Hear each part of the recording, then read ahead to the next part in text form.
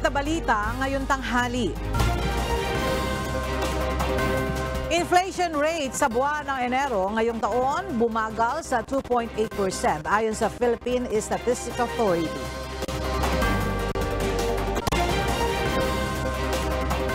Pangulong Ferdinand Marcos Jr. iniutos ang pagsusuri sa trabaho ng mga presidential appointee.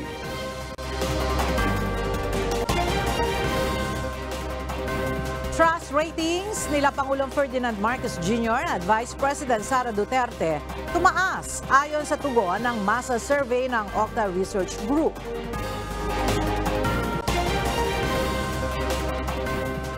Philippine National Police magpapatupad ng mahigpit na seguridad sa Binondo dahil sa gaganaping Chinese New Year.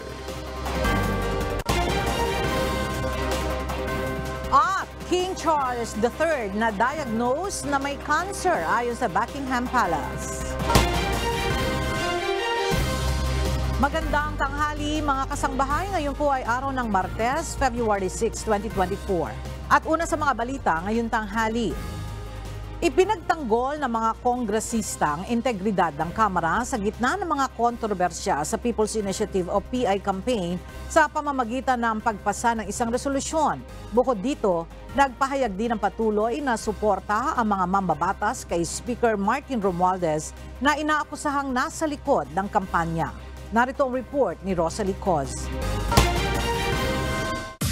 288 na mga kongresista ang co-authors ng House Resolution No. 1562 na nagpapahayag ng pagkakaisa at suporta sa liderato ni Speaker Martin Romualdez.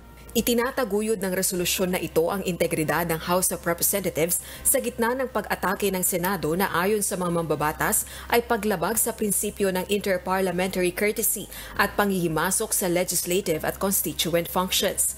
Nag-umpisa ang bangayan ng dalawang kapulungan ng Kongreso bunsod ng kontrobersya sa People's Initiative campaign na iniimbestigahan ngayon sa Senado. Inaakusahan si Speaker Martin Romualdez at Kamara na nasa likod ng kampanya kung saan isinusulong ang magkasamang pagboto ng dalawang kapulungan ng Kongreso sa pag-amyenda sa Saligang Batas. Nabahiran din ng PI campaign ng mga akusasyon ng panunuhol, pandaraya at paggamit umano sa pondo ng bayan. Giit ng mga kongresista, wala silang kinalaman sa signature campaign bagaman iginagalang nila ito dahil bahagi ng demokratikong proseso. We must, as one body, rise in defense of the leadership and dignity of our institution against these ridiculous allegations.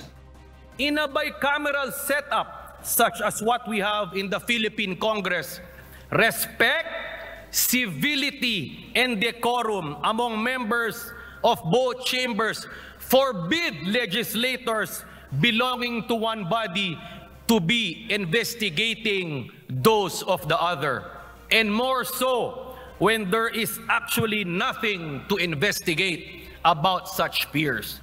Kaalinsabay naman ito na nawagan ng mga mambabatas ng Kamara sa kanilang counterparts sa Senado na itigil na ang bangayan, sumunod sa interparliamentary courtesy at magkaroon ng constructive dialogue sa pagitan ng dalawang kapulungan ng Kongreso.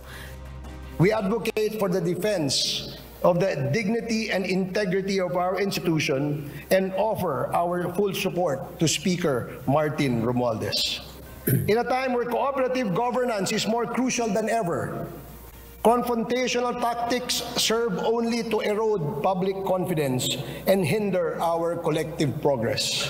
Gayun din, umapela ang mga kongresista na isulong ang pagkakaisa sa bagong Pilipinas na itinataguyod ni Pangulong Bongbong Marcos Jr. Samantala, nag-abstain o tumanggi namang bumoto sa House Resolution 1562 ang Makabayan Bloc lawmakers dahil tutol ang mga ito sa charter change na anlay dahilan ng bangayan ng Kamara at Senado. Rosalie Coz, UNTV News and Rescue. Diyos ang aming sandigan, serbisyo publiko ang aming pinahahalagahan. Sinimula na sa Senado ang pagdinig sa resolusyon na layong luwagan ang anilay mahigpit na probisyon sa saligang batas na may kinalaman sa ekonomiya. Ilang eksperto, iba-iba ang opinyon kaugnay ng economic charter change. Narito ang report ni Harleen Delgado. Iginiit ni Senate President Mig Zubiri na hindi magpapadala sa anumang pressure ang Senado sa anumang deadline sa pagpasa ng resolution of both houses o RBH number 6. Kasunod dito ng panawagan ng ilang House leaders sa Senado na ipasa ang resolusyon sa Marso. Ayon kay Zubiri, hindi nila mamadaliin ang pagpasa sa panukala at dadaan ito sa masusing pag-aaral ng Senado. We will not be falling into a trap on any deadline because to discuss such an important matter needs time. It needs study. It cannot be rushed like any regular bill that is just approved without thinking. Let us not listen to the noise. Let us be above the fray. Ipinaubayan na rin ito kay Senator Sonny Angara na siyang inatasang mamuno ng subcommittee ang magiging takbo ng pagdinig. Although maganda yung constitutional reform, hindi ito sapat. Huwag natin isipin na ito ay isang milagro na pag pinasa natin ay darating bigla at kakatok sa ating mga pintuan ang mga mamumuhunan at mga negosyante. Dahil maraming factors po yan. Yung ease of doing business, yung rule of law, yung kasiguruhan na re-respetuhin yung mga kontrata, yung red tape ay babawasan. Sina Senators Risa Hontiveros at Joel Villanueva tiniyak na sa pagsisimula ng diskusyon ng RBH 6 sa Senado, patuloy pa rin nilang babantayan ang mga kilos sa Kamara kaugnay ng People's Initiative. Sa pagdinig, nagpahayag ng pagtutol sa Economic Charter Change o CHACHA ang ilan sa mga bumalangkas ng 1987 Constitution. Para kay dating Chief Justice Hilario Davide Jr., walang balido at seryosong dahilan para rebisahin ang saligang batas. Bagkus ang solusyon, buong implementasyon ng mga prinsipyo at polisiya ng konstitusyon. Hanggang ngayon umano ay hindi pa lubos na ipinatutupad ng gobyerno at kongreso ang mga mandato sa saligang batas na may kinalaman sa social justice, pagdevelop sa ekonomiya at pagbuwag sa political dynasty. Lubha rin anyang delikado kapag nagkaroon ng foreign control sa ilang mahahalagang sektor gaya sa edukasyon. Amendments to or revision of the Constitution at this time would be a lethal experiment. It will be a cha-cha dance to the grave or to hell. It will be claiming our people to foreign domination or control. God forbid that we now amend our Constitution. Punto naman ni Attorney Christian Monsod, ang dapat pagtuunan ng pansin ay mas malalaking problema ng bansa gaya ng korupsyon at krisis sa edukasyon. Niwala rin anya sa Philippine Development Plan ng administrasyon ang economic chacha para sa pagpapatupad ito ng mga programa. In none of the 73 billion of investment pledges accrued by the government in its travels abroad, there is no condition for genre change. It is our hope that the Senate will stand firm against charter change beyond the proposed amendments on the economic provisions of public utilities, advertising, and education. Bukod dito, nanawagan din si Monsod sa Senado na magpasa na ng anti-political dynasty law at amyandahan ang party list system na matagal na umanong inaabuso ng mga politiko. Pero si dating Associate Justice Adolfo Azcuna sang-ayon na maalis ang ilang restrictive o mahigpit na economic provisions ng saligang batas. Dapat anya nasa ordinaryong batas nakalagay ang mga polisiya sa ekonomiya at hindi sa konstitusyon. Pero kung gagawin ito, magkahiwalay anya dapat na boboto ang Senado at Kamara. I'm for restriction, but it should be flexible. It should be in legislative form, not in a very hard to change constitutional provision. Si dating Associate Justice Vicente Mendoza naman, binigyang diin na hindi maaaring baguhin ang konstitusyon ng isang ordinaryong batas lamang gaya ng naturang resolusyon. Paliwanag ng grupong Ibon Foundation, kung tutuusin, isa ang Pilipinas sa least restrictive o yung hindi gaanong mahigpit na ekonomiya sa Southeast Asia. Kaya naniniwala itong hindi kailangan ng chacha. The argument that, oh, we're getting so much less than our neighbors is actually also irrelevant. Since the 87 Constitution, foreign investment has poured in. We have much more foreign investment but much less development because the problem is not lack of foreign investment, the problem is a lack of vision for industrial development. Naghain naman ng panibagong resolusyon sa Senator Robin Padilla na layong maging malinaw sa konstitusyon na magkahiwalay na boboto ang Senado at Kamara sa pag-amyenda ng saligang batas. Jorlene Delgado, UNTV News and Rescue. Diyos ang aming sandigan, serbisyo publiko ang aming pinahahalagahan. Kahit na mahigpit na ikinokonsidera ng dalawang kapulungan ng Kongreso ang pag-amyenda sa economic provisions ng 1987 Constitution. Ayon sa mga analyst, wala pa ring katiyakan na malilimita lamang sa usaping pang-ekonomiya ang pagbabago o pag-amyenda sa saligang batas ng bansa. Narito ang report ni Nel Maribuhok. May panganib pa rin na masingit ang pagbabago sa political provisions ng 1987 Constitution.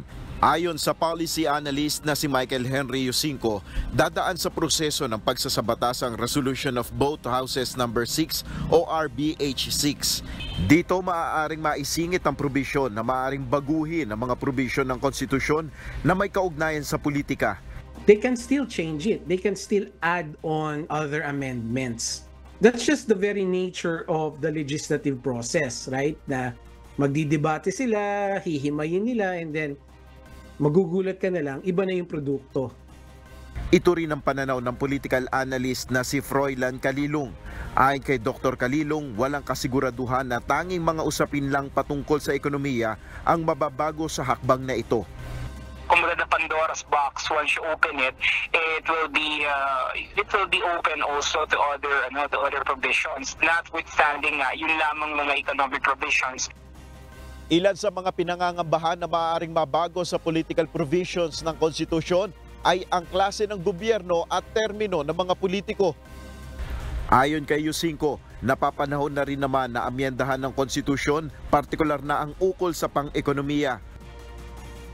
Kasi we need to increase market competition in those areas. Education, mass media, advertising, public utility. So I'm not really about the influx of foreign direct investment kasi that has a lot of issues to be resolved din .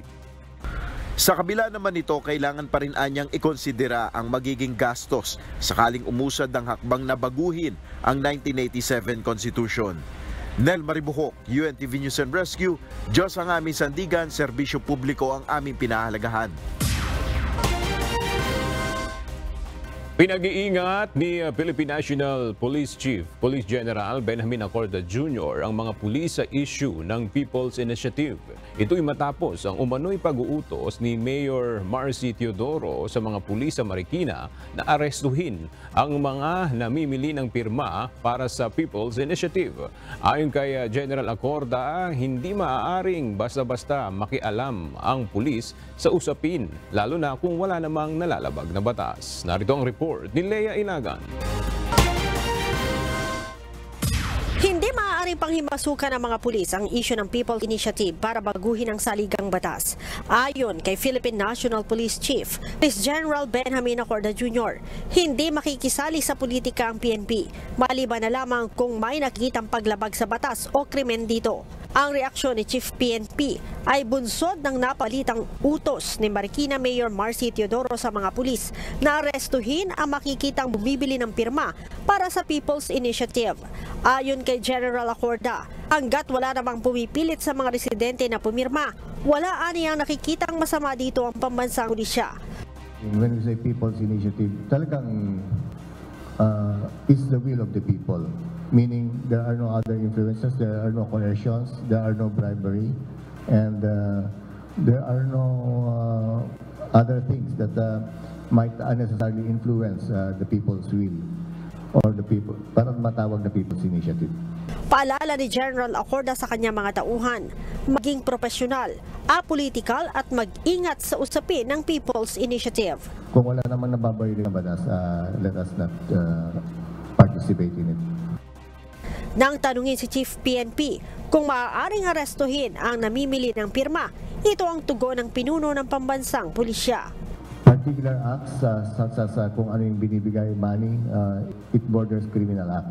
Pero alam mo naman, sometimes in that particular aspect, may mga gray areas. So we have to really discuss it thoroughly. Nabuksan ang issue matapos na sabihin ni Mayor Teodoro sa isang interview na mayroong mga taong gumagala sa Marikina upang magpapirma kapalit ng pera o ayuda para sa People's Initiative at ang mga tao ariyang ito ay hindi mga taga Marikina. Ang People's Initiative ay ang hakbang ng sinasabing isinusulong na mababang kapulungan ng Kongreso para amyendahan ang konstitusyon.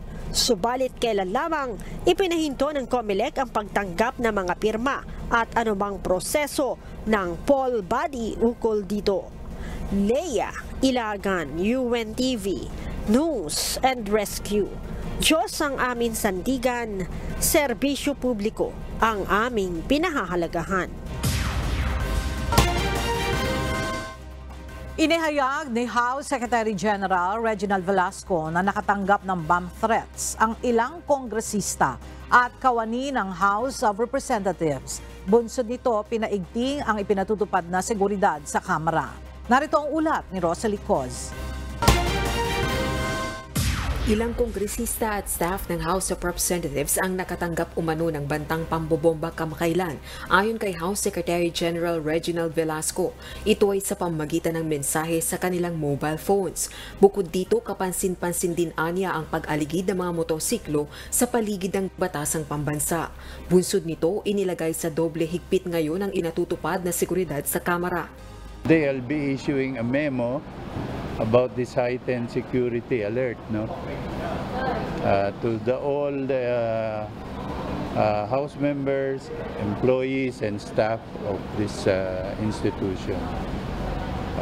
It may affect their work because, for instance, we will not allow motorcycles anymore to be parked in front of any building. We will designate a special place for them. And then there'll be roving security men, 24/7 around the premises.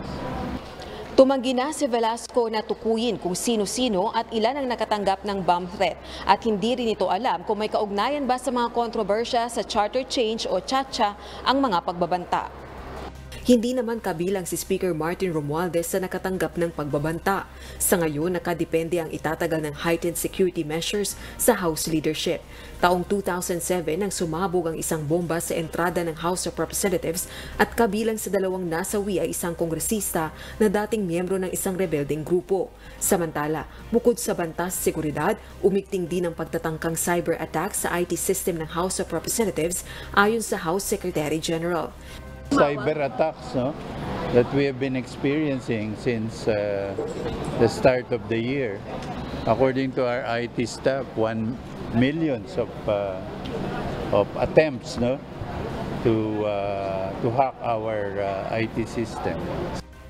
Pinalakas na ng Kamara ang cybersecurity nito sa tulong ng Department of Information and Communications Technology o DICT.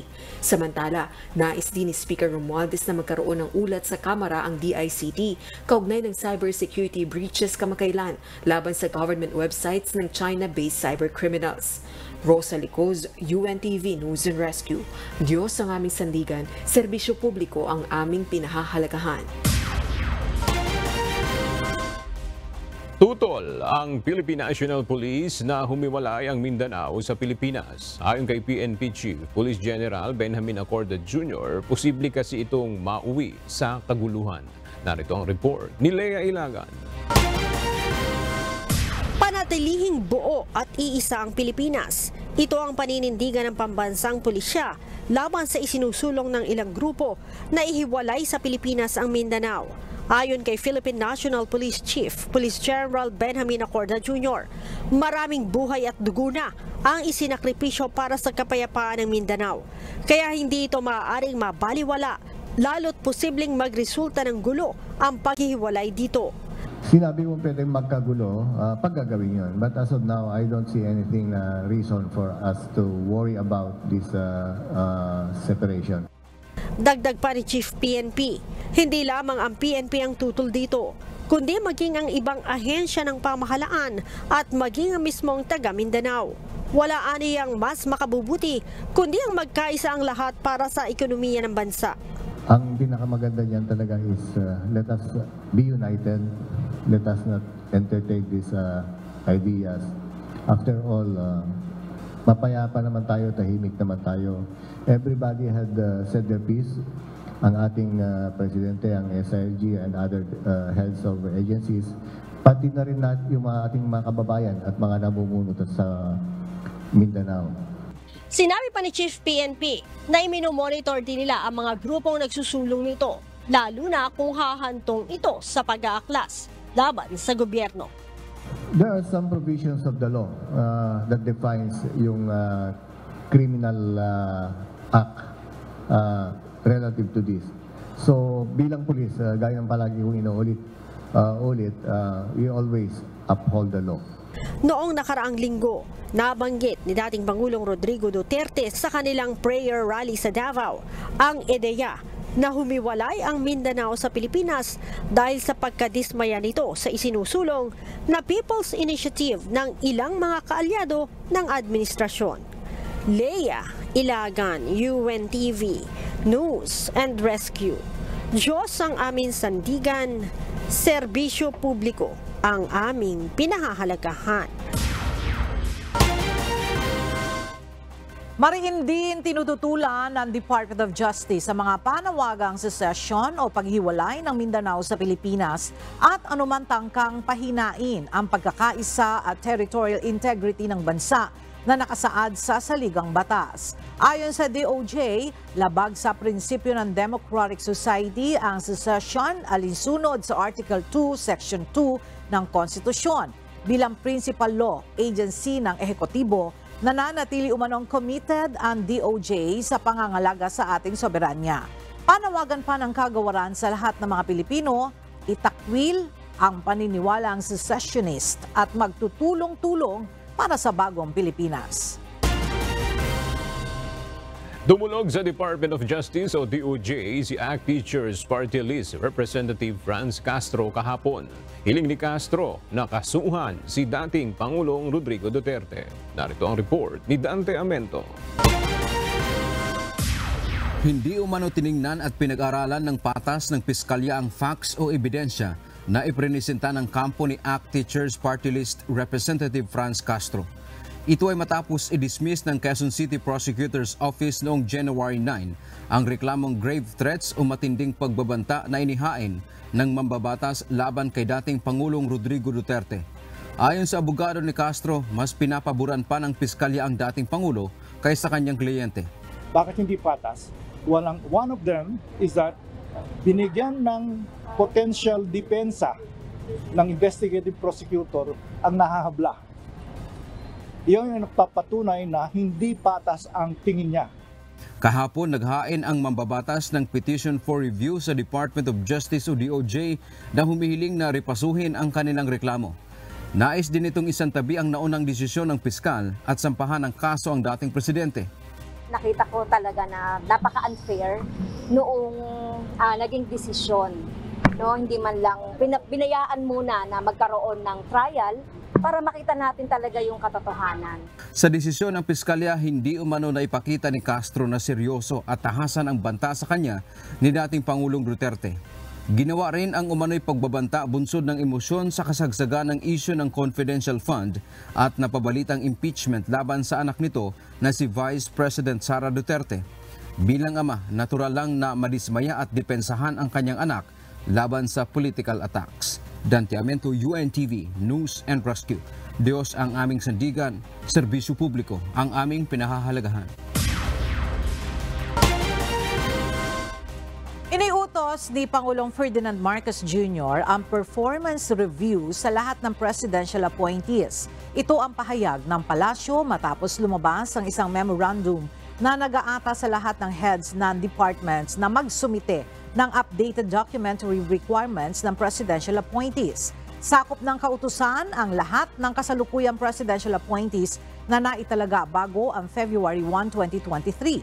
Inaatasan sila na magsumite ng updated personal data sheet at clearances mula sa Civil Service Commission, National Bureau of Investigation, Office of the Ombudsman at Sandigan Bayan. Kinumpirma ni Presidential Communications Secretary Cheloy Garafil ang naturang dokumento. Binigyan diin ng kalihim na sakop nito ang lahat ng appointees ni Pangulong Marcos Jr. bilang bahagi ng pagsusuri ng kanilang trabaho at matiyak ang patuloy na kwalifikasyon sa kanilang tanggapan.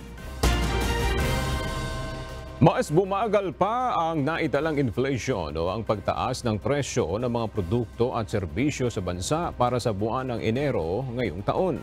Magandang balita naman ito para sa Bangko Sentral ng Pilipinas, lalo na at pasok sa kanilang projection ang naitalang inflation rate para sa January 2024. Mula sa Quezon City, may report si Jed Neresina live. Jed, base sa report ng PSA, ano yung naitalang inflation rate para sa January 2024? Aga bumaba nga ang inflation rate sa bansa sa 2.8% nitong Enero ayon sa Philippine Statistics Authority o PSA. Sinabi ng PSA na ito ay mas mababa kaysa sa 3.9% na naitala noong Disyembre. At pasok ito sa forecast range ng Bangko Sentral ng Pilipinas o BSP na 2.8 hanggang 3.6%. Ang downtrend sa pangkalahatang inflation nitong Enero 2024 ay pangunahing dulot ng mas mabagal na taunang pagtaas ng mga pagkain at non-alcoholic na inumin sa 3.5% kumpara sa 5.4% noong nakaraang Disyembre. Kasama ring nakaapekto sa downtrend ang pabahay, tubig, kuryente at gasolina na may mas mabagal na taunang pagtaas ng 0.7% mula sa 1.5% noong Disyembre 2023. Dagdag pa ng PSA na ito ang pinakamababang inflation rate simula noong naitala ang 2.3% inflation rate noong Oktubre 2020. Ayon naman kay Department of Budget and Management Secretary Amilia Pangandaman, nangangahulugan ito na ang mga negosyo ay may mas malaking pagkakataon na gumanda ang kita habang ang pamahalaan ay maaaring tumuon sa paglago at pag-unlad ng bansa. Dagdag naman ng BSP na maaari muling tumaas ang inflation rate ng bansa sa pangalawang quarter ng taong 2024. Ito ay dahil sa posibleng epekto ng El Nino. Ayan muna ang update, balik sa iyo Aga. Maraming salamat, Jed Neresina.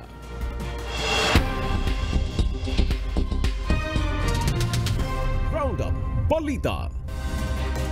Makararanas ng kaunting abala ang ilang bahagi ng Ninoy Aquino International Airport o NAIA Terminal 1 at 2 dahil sa electrical maintenance na isasagawa mula ngayong araw, February 6 hanggang March 7. Tinayak naman ng Manila International Airport Authority o MIAA na mananatiling operational ang mga sistema na ginagamit sa pagpoproseso ng mga pasahero. Wala namang nakikitang significant na epekto ang MIAA sa flight operations ang nakatakdang electrical maintenance. Nanawagan ng Department of Agriculture sa iba pang mga ahensya ng pamahalaan na tulungang hikayatin ang publiko na kumonsumo ng mas maraming itlog upang tugunan ang problema sa oversupply. Sa isang panayam, ipinaliwanag ng DA na layo nitong maiwasan na maapektuhan ang sobrang pagbaba ng farm gate prices ng itlog na maaaring umabot ng hanggang 4 na piso.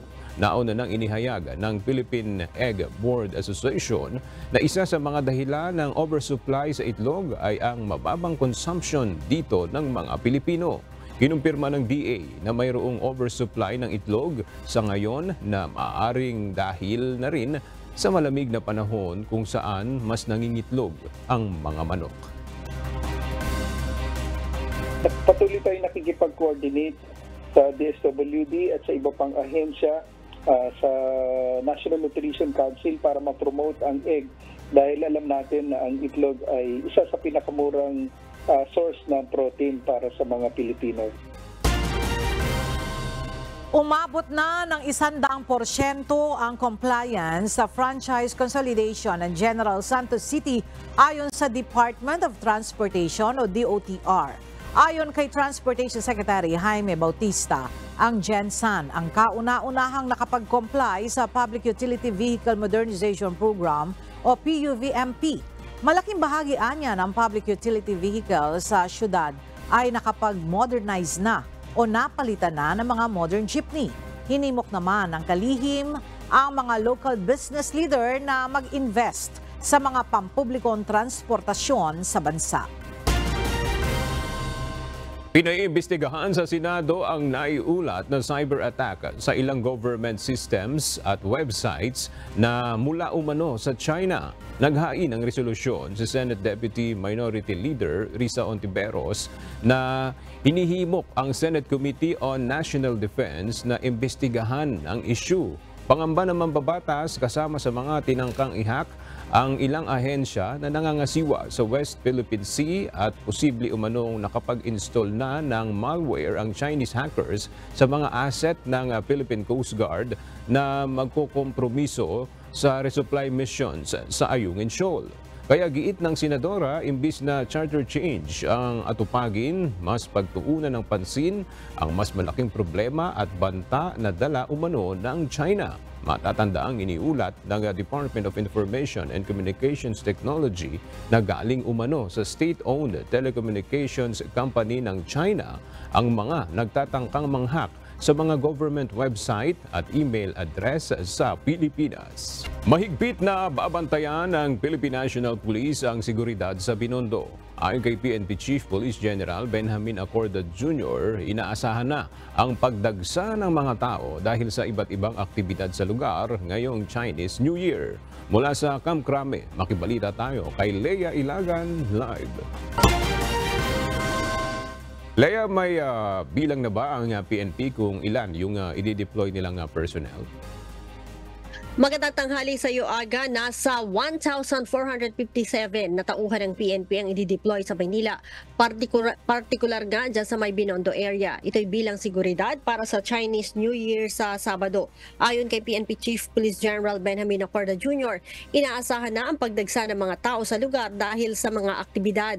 Bukod sa mga kalye, Aga, dyan sa paligid, babantayan din ng mga pulis ang mga malls, mga pamilihan at mga food stalls at tiyangge dyan sa lugar. Ito'y upang hindi makaporma o hindi makapangbiktima ang mga masasamang loob na sinasamantala ang karamihan ng mga tao.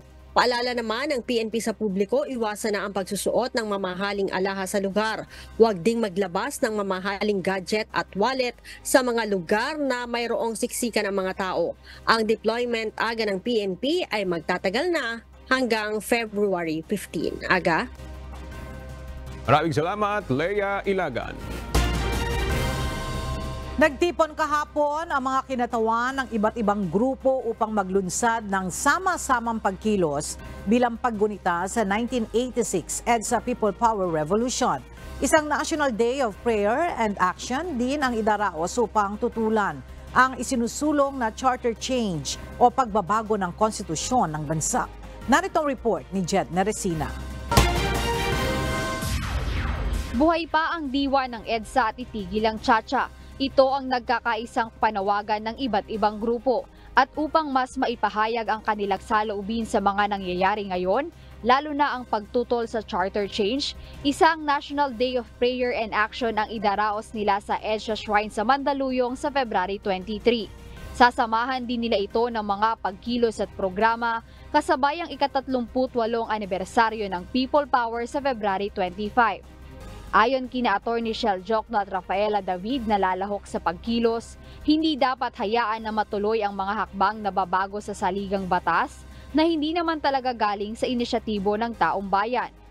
Palagay ko yung bago ngayon, yung paggamit nila ng People's Initiative bilang paraan para palitan yung ating konstitusyon.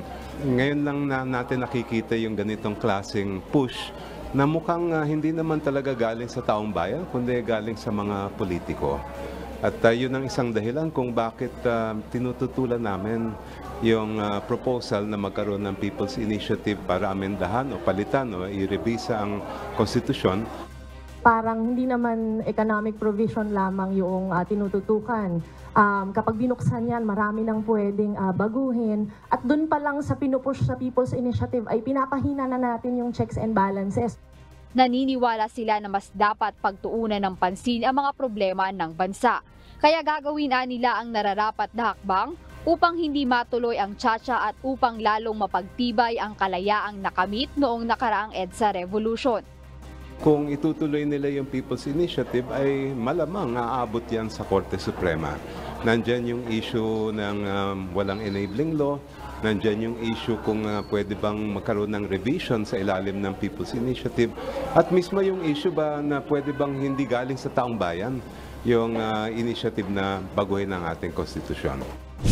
Tutol ang mga dumalong mga kinatawan ng bawat grupo sa anumang pagtatangkang baguhin ang kasalukuyang konstitusyon. Anila hindi kasangkapan at battleground ng ating konstitusyon para sa mga magkakalaban sa politika na hangad ang para sa kanilang sariling pakinabang. Jed Neresina, UNTV News and Rescue. Diyos ang aming sandigan, serbisyo publiko ang aming pinahahalagahan.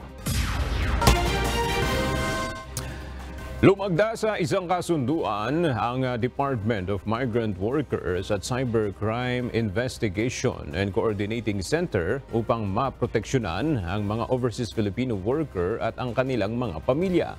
Isa sa mga target na maibsan sa naturang kasunduan ay ang dami ng mga OFW na nabibiktima ng online scams. Narito ang report ni Ryan Lacanlale. Simula sa paghahanap ng trabaho sa abroad hanggang sa pag-invest sa negosyo ng kanilang kinita sa pangingibang bansa, marami sa ating mga kababayang OFW ang nabibiktima ng online fraud. Kaya naman kahapon, lumagda ang Department of Migrant Workers o DMW at Cybercrime Investigation and Coordinating Center o CICC sa isang kasunduan upang mabigyan sila ng proteksyon. Ang mga OFWs nakikita ng mga investment scammers, kumikita ng mahalaga ng pera. Ang malungkot doon, hindi naman ito halaga ng pera na katulad ng isang negosyante na napakalaki, no? Napakalawak ng negosyo.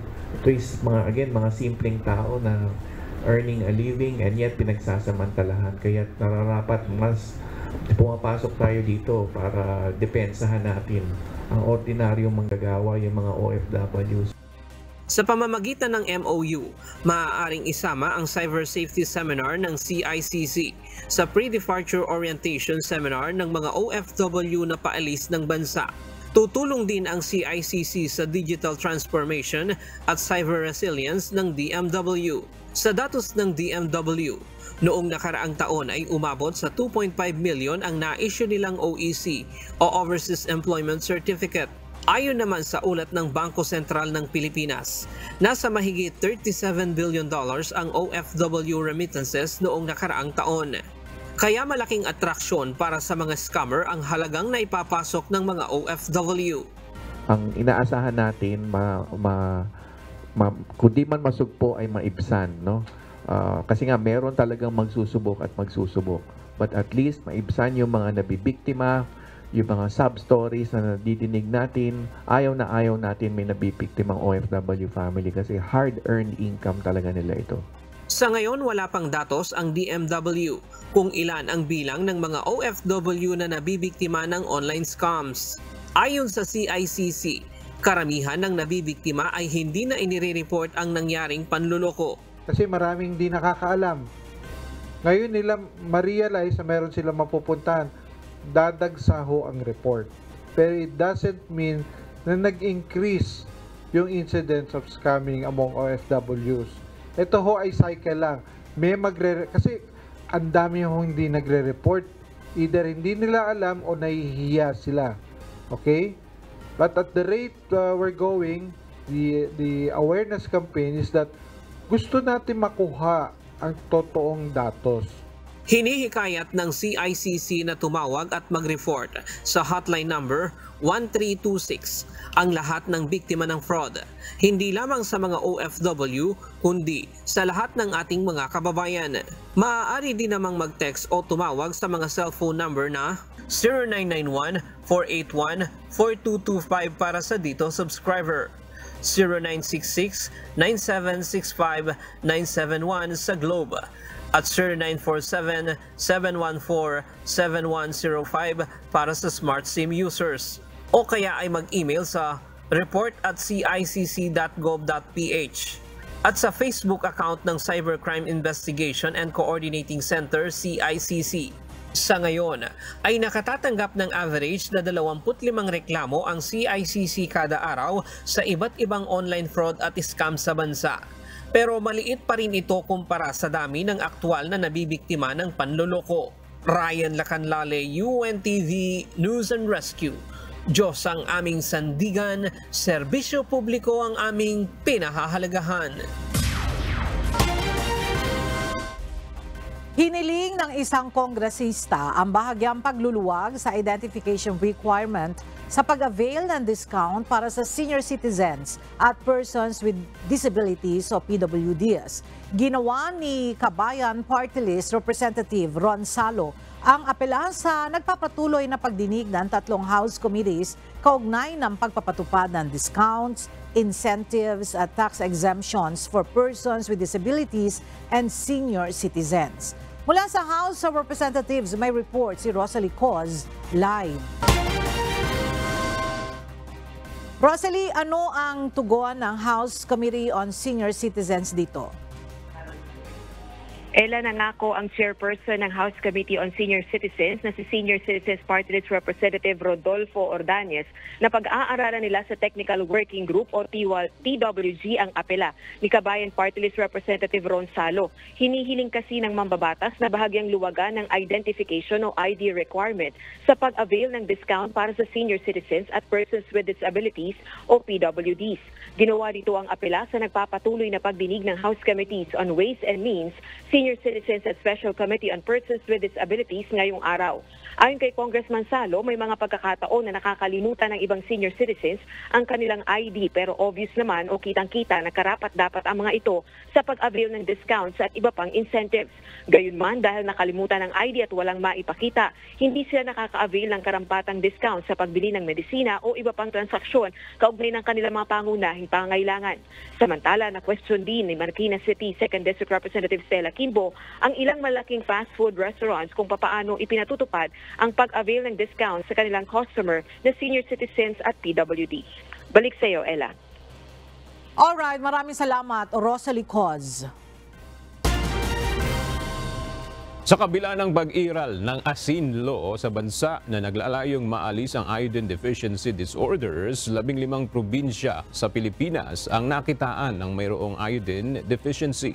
Ayon sa Department of Health, mahalaga ang pagkakaroon ng sapat na iodine para maiwasan ang goiter. Mula sa Maynila, may ulat si Gladys Tuabi live. Gladys, ano yung ginagawa ng Department of Health para matugunan yung kakulangan ng iodine sa mga kababayan natin mula sa 15 probinsyang ito?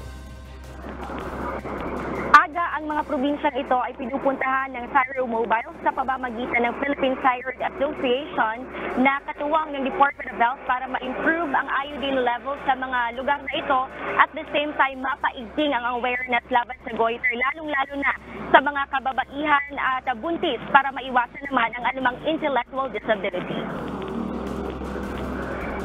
Kabilang sa mga probinsyang ito ang Mountain Province, Benguet, Pangasinan, Palawan, Zamboanga del Norte, Zamboanga del Sur, Basilan, Bukidnon, Davao Occidental, South Cotabato, Western Samar, Biliran, Capiz, Antique at Cebu. Ang kakulangan ng iodine ay iniuugnay bilang isa sa mga pangunahing dahilan ng pagkakaroon ng goiter. Ang thyroid gland po ay kumukuha ng ginagamit po niya yung iodine upang siya ay makagawa ng sapat na dami ng thyroid hormones. So napakahalaga po ng iodine sa ating katawan. Kapag may iodine deficiency ang isang tao, hindi po makakagawa ng sapat na daming hormone, ng thyroid hormone ang isang tao, ang thyroid gland, so siya po ay magiging hypothyroid. Siya po ay magtatrabaho overtime, no? Magtatrabaho po siya ng mas higit sa usual na trabaho, dahilan na lalaki po ang thyroid. Yun ang tinatawag nating goiter.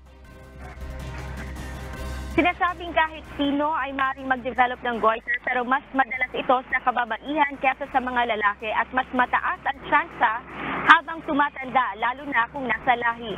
Ilan sa mga sintomas ng goiter ay paglaki ng leeg at mararanasan din ng pasyente ang hirap sa paglunok at hirap sa paghinga sa patuloy na paglaki nito. Kaya bukod sa pagpapasuri sa doktor kung may napapansin bukol sa leeg, hinihikayat ang publiko na kumain ng mga pagkaing sagana sa iodine na makukuha mula sa mga tinapay, seaweeds, oysters gatas, itlog at tuna. Agad dahil readily available ang iodized salt sa atin, hinihikayat ang bawat household na gumamit naman ng iodized salt sa kanilang pagluluto.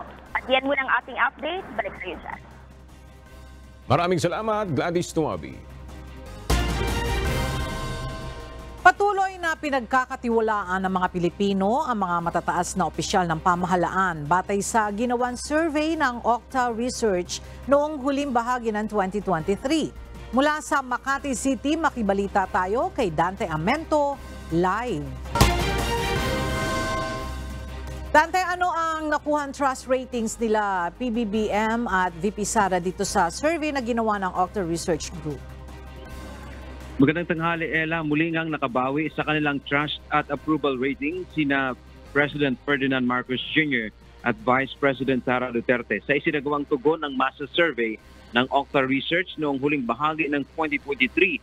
Mula December 10 hanggang 14, si PBBM ay nakakuha ng 76% trust rating na mas mataas kaysa 73% noong third quarter ng 2023. Ang approval rating o bilang ng mga nasisiyahan mula 65% ay tumaas ng 71%. 8% ang walang tiwala sa Pangulo. Samantalang si VP Sara naman ay nakakuha ng 77% trust rating na mas mataas kaysa 75% o na mas mataas kaysa 75% noong October 2023. Gayun din, ang approval rating nito ay tumaas ng 5% mula 70%. Ay naging 75% nitong huling quarter ng 2023. Ang mga hindi nagtitiwala ay nasa 5% lamang. Lumabas din sa survey na parehong tumaas ang trust rating at approval ratings ni na Senate President Juan Miguel Mig Zubiri at House Speaker Martin Romualdez. Si SP Zubiri ay may 59% trust rating at 64% naman si Speaker Romualdez. Si Supreme Court Chief Justice Alexander Gismondo ay mula 21% ay tumaas ng 23% ang bilang ng mga nagtitiwala o trust rating nito. Ella, ginawa ang face-to-face survey sa 1,200 respondents na may edad 18 taon pataas sa buong bansa. Yan lang ating update. Balik sa iyo, Ella. Maraming salamat, Dante Amento. Nanguna sina Vice President Sara Duterte at Senator Raffy Tulfo sa mga napupusuang tumakbo sa pagkapresidente sa 2028 elections. Batay sa survey ng Acquisition Apps Incorporated na isinagawa noong January 20 hanggang January 24, 2024, mula sa 2,000 respondents, nakakuha si VP Sara ng 31.5% na boto. Pumangalawa naman si Senator Raffy Tulfo na nakakuha ng 30.8% na boto, habang si dating Vice President Leni Robredo naman ay nakakuha ng 12% na boto. 10% naman kay Senator Grace Poe at 3% naman kay dating Manila City Mayor Isko Moreno Dumagoso na nasa ika-5 pwesto sa listahan. Pasok rin sa mga napupusuan sa presidential post sina Senator Amy Marcos, Manny Pacquiao, Senator Risa Ontiveros, Chavit Singson at House Speaker Martin Romualdez.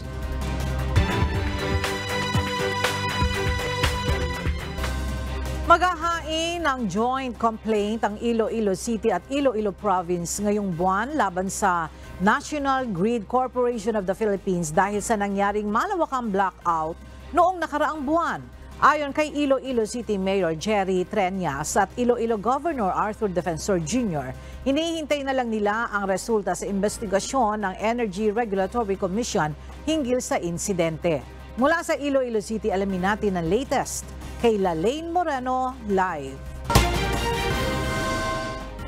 Lalaine, saan ba magfa-file ng kaso ang Iloilo City at Iloilo Province laban sa NGCP? Ayon kay Iloilo City Mayor Jerry Treñas, imbis na sa regular court sila magpa-file ng kaso, ay magpa-file sila ng joint complaint dito sa opisina ng Energy Regulatory Commission o ERC para magkakaroon sila ng malaking fees o makakatanggap sila ng fees para sa damages na naidulot ng blackout. Posibleng mag-file na ng kaso laban sa National Grid Corporation of the Philippines to NGCP ngayong buwan. Ayon kay Iloilo City Mayor Jerry Treñas, hinihintay na lang nila ang magiging resulta ng investigasyon ng Energy Regulatory Commission o ERC. 3 beses na niya sila nag-meeting ng Iloilo Provincial at City Legal Office at pina-finalize na lang ang joint complaint na isusumite sa ERC. Ipa-file ang complaint sa ERC at hindi sa regular court para malaki ang fees na kanilang matatanggap para sa damages. Ayon naman kay Iloilo Governor Arthur Defensor Jr., nagkikipaunayan na ang provincial government sa mga electric cooperative o distribution utility at iba pang government agency para sa datos na kanilang gagamitin sa pag-file ng kaso. Ayon sa ulat ng lokal na pamahalaan, umabot sa 1.5 billion pesos sa economic loss ng Iloilo City, habang 3.5 billion pesos naman ay economic loss ng Iloilo Provincial Government. Yan muna ating balita mula rito sa Iloilo. Balik sa iyo, Ella. Maraming salamat, Lalaine Moreno. Nagsagawa ngayong araw ang Department of Agriculture ng Field Rice RCEP Seed and Extension Program Annual Review para malaman ang mga benepisyong natatanggap ng mga magsasaka sa bansa. Mula sa Nueva Ecija, makibalita tayo kay Nestor Torres live. Nestor, ano ba ang mga pinag-usapan dyan sa nasabing annual review at paano naman ito makatutulong sa mga magsasaka? Ella, magandang tanghali. Ipinag-usapan dito yung accomplishment ng Rice Competitive Enhancement Fund o RCEP at yung nagawa sa ilalim nito yung mga Phil Rice, PhilMec at itong training na ginagawa sa ng RCEP doon sa mga nais matuto ng mga magsasaka. Sa ilalim ng Rice Competitive Enhancement Fund o RCEP, aabot sa kabuuang 10 billion pesos ang nakalaang budget ng ahensya sa loob ng isang taon. Katuwang nito ang Department of Agriculture. 3 billion ay inilaan ng RCEP para sa Phil Rice. 5 billion ay para sa PhilMec, 1 billion for Land Bank at DBP pautang sa mga magsaka, 1 billion ay para sa training. Sa kabilang dito ang TESDA at Agricultural Training Institute ng PhilMec at PhilRice. Kanina sa 2023 DA PhilRice RCEP Seed and Extension Program Annual Review sa pangunguna ni Senate Committee on Agriculture Senator Cynthia Villar, sinabi nito na wala silang naging problema sa PhilRice, maging sa mga training ay marami silang idinagdag, particular itong mga farm school kung saan umabot nga sa 2,500 at 681 dito ang accredited nga ng TESDA. Sinabi nito na naging problema lang nila ay sa PhilMec na bumaba ang productivity rate. Yung PhilMec lang talagang bumaba ang productivity ng PhilMec. Malaki naman ang nagawang tulong ng RCEP sa mga PhilRice at PhilMec ngayong matatapos na nga itong 5 taong serbisyo nito. Sinabi ni Senator Villar na plano ng senadora nga na extend ang programa ngayong taon mula 5 taon ay gawin na itong 10 taon. Nung una ko sinulat yan, sabi nila 12 billion makukolektang nila. Lumagpas na ng 20 billion kaya 10 billion lang nilagay ko Titingnan ko kung mai-increase ko sila. At para sa senadora, mahalagang tutukan ang farm mechanization ngayon para makatulong sa mga magsasaka, lalo't mga marami ng magagandang high mga makinarya na maaaring magamit sa pagsasaka para mapadali ang pagtatrabaho ng mga farmers. Tinalakay din ang iba't ibang programa kasama na nga ang rice tarification at iba pang maaaring tulong na mapagkakitaan din ng mga magsasaka sa pamamagitan ng tulong ng iba't ibang mga kooperatiba. At yung mga latest live mula dito sa Nueva Ecija. Balik sa iyo. Ella? Maraming salamat, Nestor Torres. Na-diagnose na may cancer si Britain's King Charles III at sumasailalim na ngayon sa treatment ayon sa Buckingham Palace. Dagdag pa nito, natukoy ang cancer ng hari sa kanyang hospital treatment para sa benign enlarged prostate. Hindi pa idinitali ng palasyo kung anong uri ng cancer mayroon si King Charles. Nakausap na ni Prince Harry ang kanyang tatay at babiyahe patungong United Kingdom mula Estados Unidos sa mga susunod na araw. Pinayuhan ang 75-year-old na hari na ipagpaliban muna ang public duties, subalit maaaring ipagpatuloy ang ibang trabaho at pakikipagpulong kay Prime Minister Rishi Sunak linggo-linggo. Umakyat na sa 122 ang bilang ng mga taong nasawi sa wildfires sa Chile at nasa 370 pa ang nawawala. Tila humupa na ang apoy araw ng Lunes, February 5 matapos manalasa sa lungsod ng Viña del Mar simula noong Biyernes, February 2. Ayon sa Pangulo ng Bansa na si Gabriel Boric, tinatayang nasa 3,000 bahay ang nasunog sa sakuna.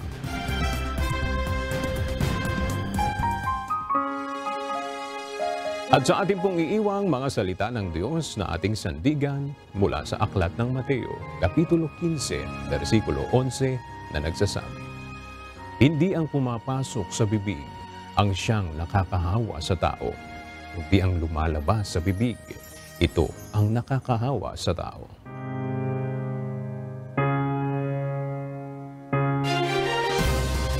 At yan ang mga balitang aming tinutukan at inaksyonan dahil sa aming pagbabalita, una, ang pagkalinga sa kapwa. UNTV-C News, may balita saan mang panig ng daigdig. At dito sa UNTV, Diyos ang aming sandigan, serbisyo publiko ang aming pinahahalagahan. Magandang tanghali.